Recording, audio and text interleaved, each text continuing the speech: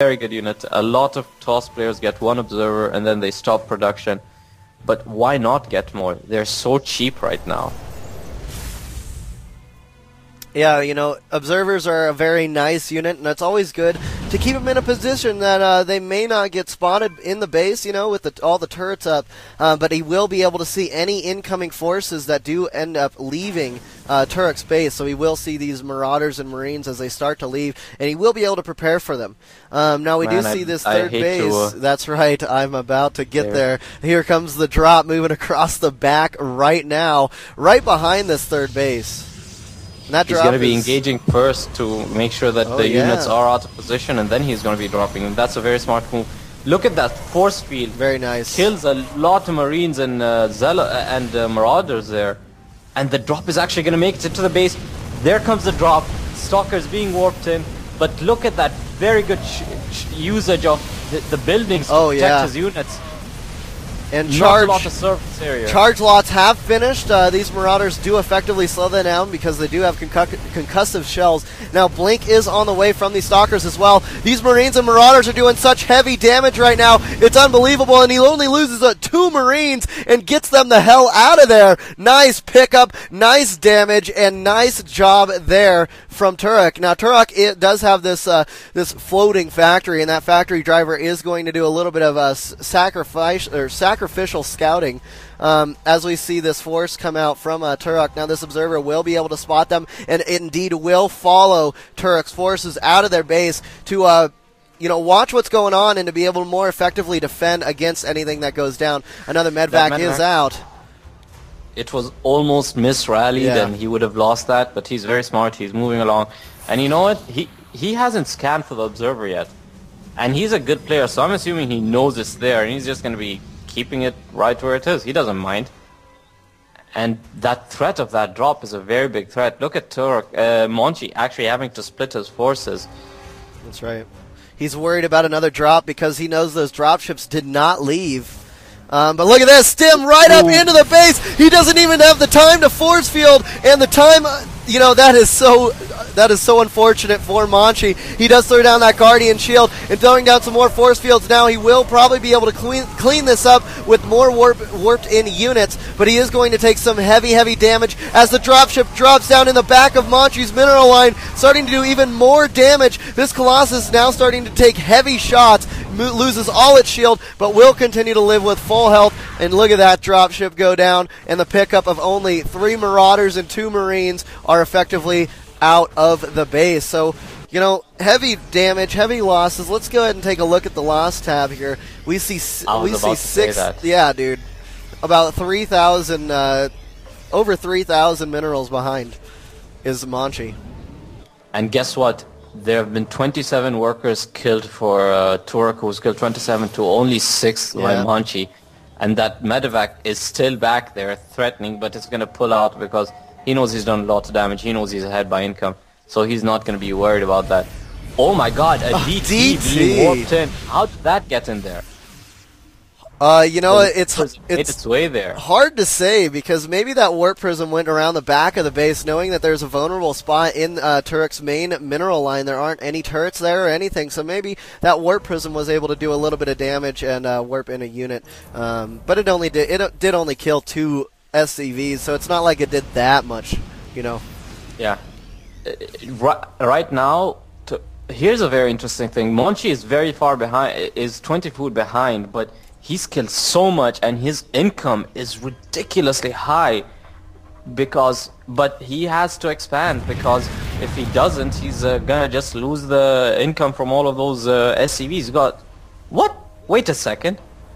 Excuse me, I've been saying some very wrong things. Oh my god. It's 74 probes to 37 SCVs. My bad, everybody.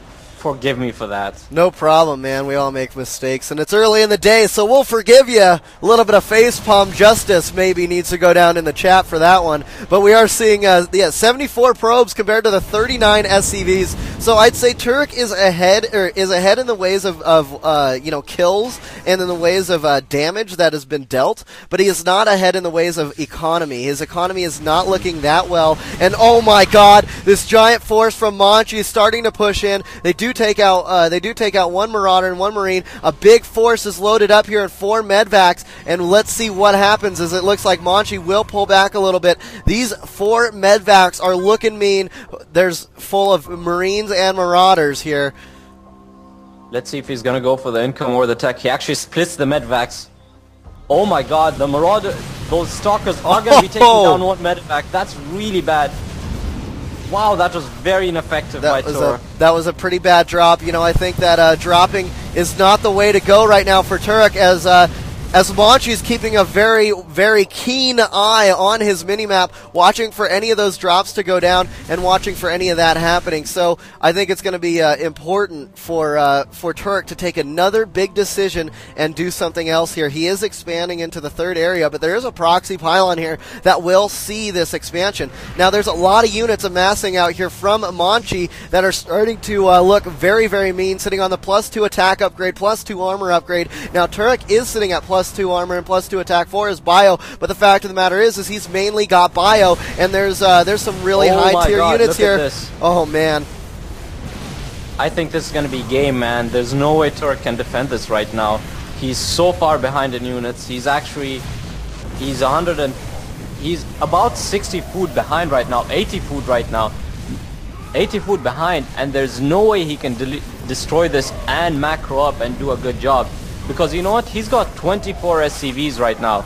Even if he does defend this, he's going to lose a lot of his units and a lot of his income. Oh yeah, that's for sure. Now these charge lots looking ever mean, going right into fray, being in your face, and I'd say Monchi may pull the win here just because of the economy situation and the fact that there's no more units out. GG is called. Turok throws out the GG, and we're going to be getting into the next game with Monchi on 1.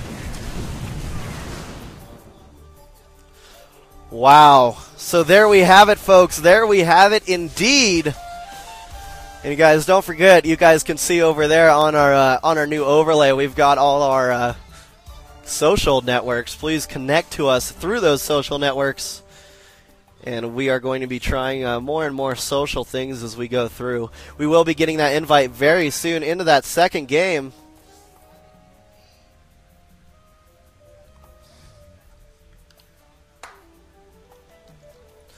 And let me know how or when that gets going down here. Join in on me, man. Oh, fantastic. Joining in on you. Delta Quadrant is the map. Is Torai going to be joining us? Yeah.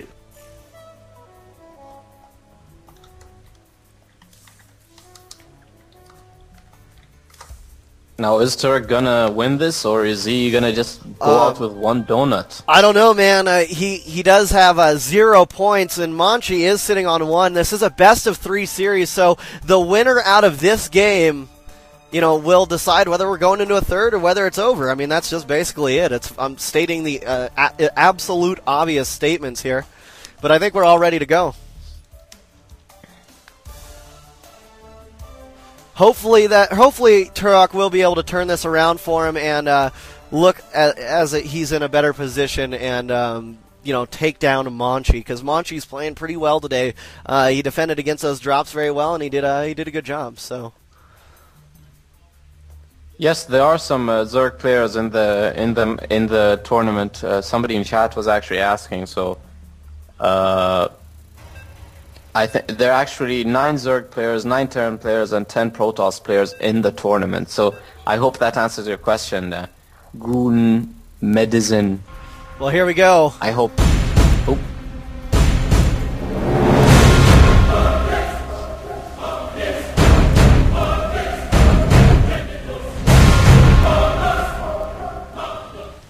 All right, everybody, welcome, and thanks for joining us here at Imbalance.tv, where everything is Imbo. We've got Turok spawning down at the bottom left-hand corner of Delta Quadrant as the purple Terran. And up here at the top right, we do see Monchi spawning as the green Protoss, and he is sitting on 1 point currently, and Turok sitting on 0. So hopefully Turok will be able to take this turn this around for him and bring him in a better position, and maybe he will be able to take down Monchi, tie the game up, and maybe we'll go into a third. We are here for the SC2Rakeback tournament brought to you by Zeke.com, and we're very excited to be here, and we thank the admins for inviting us and working with us on getting everything going here. So with that being said, what do you think, Antahara? I personally love this map, and we get a pause. Anyway, here's why I love this map. As a Terran player, it's not that difficult to expand, because you can get a planetary fortress if you really want that early expansion, while Zerg players and Protoss players seem to struggle a bit with getting expansions on this map. That's at least what I get on my level. However, this map does favor Protoss in some ways.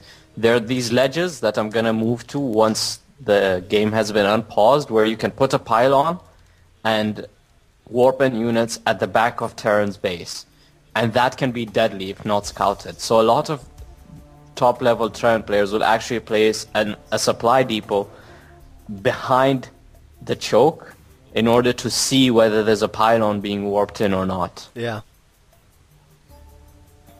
I swear Austrian connections suck.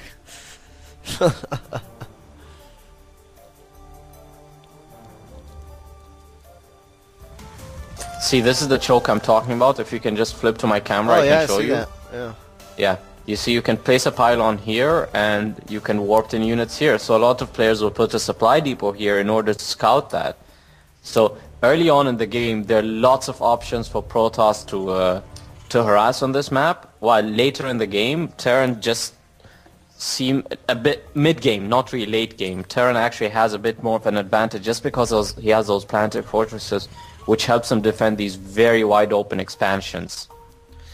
And, he will be able to also drop down tanks on the high ground here. Now, the high ground has been limited, so you aren't able to attack your opponent's natural expansion that's right outside, but this third base will be vulnerable, or your easy backdoor expansion will be vulnerable due to this cliff play, and we'll see if any of that goes down. Now, Turek went he went all bio in the last one, bio with some medvacs and some Vikings, of course. So it'll be interesting to see whether he changes up his strategy and decides to go for something more heavy hitting, maybe getting some more of that heavy metal and going with a tank type of Marine Marauder play. We are seeing Monchi now throw down his Cybernetics core, doing the same type of opener he did in the last one. Ooh, Monchi's probe could die here. He sees the reactor going up and he sees the second barrack, so there's going to be a lot of Marines coming out, and that's some very interesting play. Now here's something very interesting. Turk has two guys on gas. I'm not too sure whether that's a mistake or whether it's intentional, and they've both scouted each other by now. And the second gas going down by Monchi already, so is he going to be going for some similar sort of tech play? Look at that, the Marine is still chasing that probe, finally kills it. Still two guys on gas. Yeah, it's interesting to see only two guys on gas. He probably just doesn't want much of that gas, since it looks like he's going for mainly Marines here. He will be able to lay down that tech lab and get some of those upgrades rolling and pumping out, as he is pumping out two Marines at a time and has a big queue of them. Now his SCV has gone all the way around Monchi's base and sees the build and sees what's going on here. Now what will Monchi's actually going for that robotics facility. Now he is getting that sentry out, and that sentry will be able to throw down a force field, as well as it's nicely placed to block against the early aggression that is on the way from these Marines and Marauders, because that's exactly what it looks like Turok will be going for. He's getting that concussive shells right now. Yeah, now, excuse me, Turok actually did something even more important this early in the game. He counted the number of pylons. And that is very important when playing a TOS player, because you know what, those pylons are angels of death against any other player. For sure. We see concussive coming on, and several Marines and one Marauder are pushing up, but you know what, that sentry will effectively block this, and you know what, there's a second sentry. 3-gate robo is in order, and an observer coming out as the first unit from the robo, and those Marines and Marauders are going to be met with a very rude surprise.